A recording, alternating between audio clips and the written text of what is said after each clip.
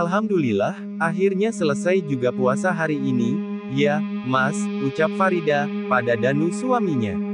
Pria ini adalah orang yang ke-10, ingin meminang Farida. Entah alasan apa sehingga ia memilih Danu sebagai suaminya, yang bernotaben duda anak satu. Alhamdulillah, jawab Danu panjang. Ada syukur dalam hati Danu tak kala Farida bersedia untuk menjadi pendamping hidupnya.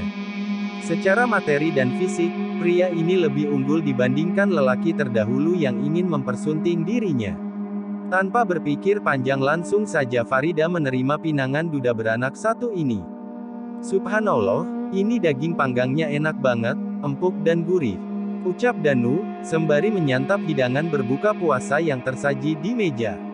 Senyuman manis Farida berikan pada Danu. Senang sekali rasanya, karena sang suami menyukai masakan yang ia saji. Wajar saja Mas, itu kan dagingnya masih muda, ucap Farida, sambil mengunyah daging panggang itu. Dengan ekspresi mengangguk Danu terus saja menikmati daging panggang itu dengan sangat lahap. Oh ya, Dek, Regan mana ya, kok dia enggak ikut buka puasa bareng kita? Cetus Danu. Jantung Farida terasa berdetak lebih kencang saat mendengar pertanyaan itu. Ada kekhawatiran dalam dirinya mendengar kalimat dari Danu, jangan sampai lelaki tajir ini mempertanyakan, dari mana ia mendapatkan daging ini. Keringat dingin mulai membasahi sekujur tubuh, akibat tekanan batin atas ucapan yang terlontar dari mulut suaminya barusan. Regan tadi izin, katanya untuk beberapa hari ini ia akan berpuasa di rumah ibu. Jawab Farida berdusta. Tetap tenang dan mencoba menguasai keadaan, agar Danu tidak mencurigainya. Apapun yang terjadi, sang suami tidak boleh tahu, bahwa sesuatu telah terjadi. Oh, kenapa dia tidak bilang ke Mas kalau mau sahur di rumah ibu? Aneh, tidak biasanya Regan seperti itu. Danu merasakan kejanggalan atas perubahan sikap pada Regan anaknya. Tadi dia buru-buru, Mas karena dijemput sama temannya. Jawab Farida. Bentar lagi, Mas akan ke masjid, kan?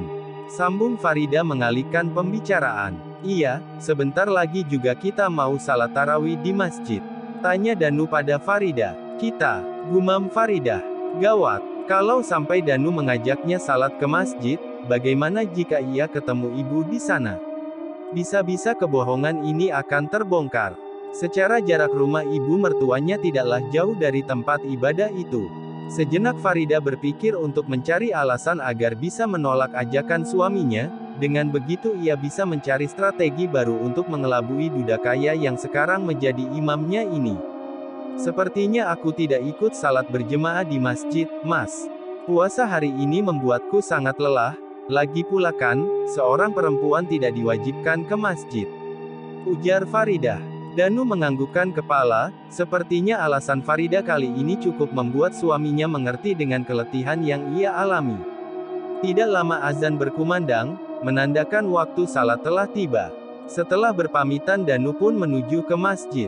Ya sudah, adek istirahat saja, Mas pamit ke masjid dulu. Ujar Danu sembari mengulurkan tangannya. Farida menjabat tangan itu, kemudian menyentuh belakang tangan suaminya sampai ke hidung. Danu pun berlalu menuju ke masjid. Selain kaya dan tampan, ia juga terbilang pria saleh. Lega rasanya hati Farida mendengar perkataan suaminya, namun ia masih tetap harus mencari cara agar Danu tidak curiga atas kepergian putranya. Malam itu kegelisahan menyelimuti hati Farida, bagaimana jika Danu mempertanyakan lagi bahwa ia tidak menjumpai Regan di masjid. Perasaan ini berkecamuk di dalam hatinya. Mondar-mandir sambil berpikir, mencari alasan agar tidak mengundang kecurigaan. Berkali-kali matanya melihat ke arah jam dinding, seberapa lama lagi Danu pulang dari masjid. Tiba-tiba, saat ia sedang berpikir mencari jalan keluar dari dilema itu. Tok, tok, tok. Suara seseorang mengetuk pintu dari arah luar, membuat suasana semakin mencekam. Betapa kalang kabutnya Farida mendengar ketukan pintu itu, ia sangat yakin bahwa yang mengetuk pintu adalah Danu suaminya. Selang beberapa menit kemudian ketukan itu kembali lagi, bahkan lebih kencang dari sebelumnya. Jantung Farida seolah berhenti berdetak untuk beberapa saat. Kegelisahan kembali datang membawa nestapa yang tak berkesudahan. Farida. Ketukan pintu tak lagi terdengar, sekarang muncul sebuah suara yang memanggil namanya. Gawat, sepertinya itu suara Mas Danu. Bagaimana ini, apa yang harus aku lakukan? Gumam Farida dalam hati. Sepertinya kali ini tamatlah sudah riwayat Farida, laki-laki yang sangat ia cintai itu telah kembali dari masjid. Jelas saja situasi ini menjadi lebih sulit. Wanita yang baru saja dinikahi oleh Danu itu, perlahan berjalan mendekati jendela. Walau penuh keraguan karena takut perbuatannya diketahui oleh sang suami, ia tetap memeriksa untuk mengetahui siapa di luar sana, itu lebih baik ketimbang berdiam diri hanya pasrah akan keadaan. Anehnya, saat Farida memastikan dari balik jendela, tidak ditemukan seseorang di luar sana. Namun saat ia memeriksa sekali lagi, terlihat seorang pemuda berbaju putih berlumuran darah tengah berdiri dengan cara membelakanginya. Berkali-kali wanita yang baru saja dinikahi oleh Danu itu mengusap mata, untuk memastikan siapa gerangan sosok pemuda di luar sana.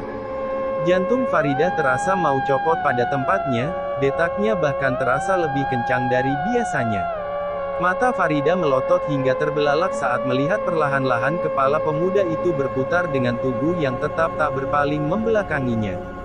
Sosok ini menyerupai Regan, wajahnya terlihat pucat pasi disertai lumuran darah yang masih menetes. Sontak saja Farida terperanjak tak kala mengetahui bahwa itu adalah anak tirinya, Regan. Buru-buru Farida menutup kain gordeng dan segera bergegas masuk ke dalam kamar, ia pun meninggalkan sosok aneh di balik jendela. Seketika itu pula bulu Roma terasa berdiri, pori-pori meremang, merinding datang menyergap. Deru napas tersengal-sengal, sekujur tubuhnya berkeringat dingin akibat tekanan batin yang bergejolak. Rasa takut yang teramat sangat, kini datang menyergap. Setibanya di kamar, gegas saja Farida menarik selimut untuk bersembunyi. Sekujur tubuhnya ia tertutupkan oleh kain selimut. Jika benar itu adalah Regan berarti arwahnya gentayangan dan ingin menuntut balas. Jelas, mengingat hal itu membuat Farida bergidik ngerti. Tok, tok, tok. Tidak lama dari kejadian itu, terdengar kembali suara ketukan pintu. Suaranya sangat mengusik pendengaran. Ketegangan kini semakin nyata, rasa bersalah kian merajam menambah lara. Ketakutan itu membuat Farida merasakan gemetaran yang begitu hebat, suara gemeratak akibat gigi yang bergesekan mencerminkan betapa besarnya rasa takut yang menyergap saat ini. Tok, tok, tok. Farida mendengar suara mengetuk pintu itu secara berulang-ulang, ketukan pintu itu sekarang lebih kencang menjadi sebuah gedoran. Farida. Petik 2. Sesaat Farida mematung untuk beberapa detik, ia memasang pendengaran untuk memastikan siapa yang sedang memanggil dirinya. Sepertinya itu suara Mas Danu, pikir Farida. Lega rasanya, mendengar suara suaminya itu, walau sebenarnya kehadiran Danu akan membuat keadaan semakin sulit, tapi setidaknya untuk saat ini ia bisa bernapas lega. Sambil berpikir dalam keraguan, akhirnya Farida kemudian keluar dari dalam selimut dan bergegas menghampiri pintu, walau harap-harap cemas akan kepulangan suaminya. Setidaknya kehadiran Danu akan mengusik ketegangan yang ada saat ini, dengan begitu ia bisa dengan mudahnya mengatur strategi baru. Walau dengan sangat hati-hati akhirnya Farida keluar kamar, perasaan yakin bahwa itu adalah suara suaminya menuntun ia untuk segera menghampiri pintu utama. Namun apa yang terjadi, lagi-lagi jantung Farida terasa berdetak lebih kencang dari sebelumnya. Mentalnya kembali diuji tak kala mengetahui bahwa di balik pintu tidak ada siapa-siapa.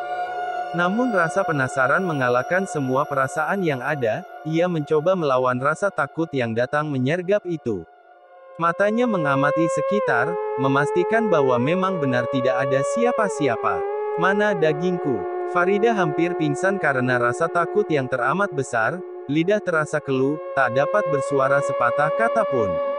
Hawa dingin yang datang menyergap menambah suasana semakin mencekam, membuat rasa ingin segera berlari jauh. Namun, apa daya tubuhnya seolah kaku tidak dapat digerakkan. Jantung berdetak sangat cepat, deru napas tersengal-sengal. Mata melotot hingga terbelalak, tak kala merasakan sebuah tangan memegang bahunya, sambil berkata, "Mana dagingku?" Sampai jumpa di episode berikutnya.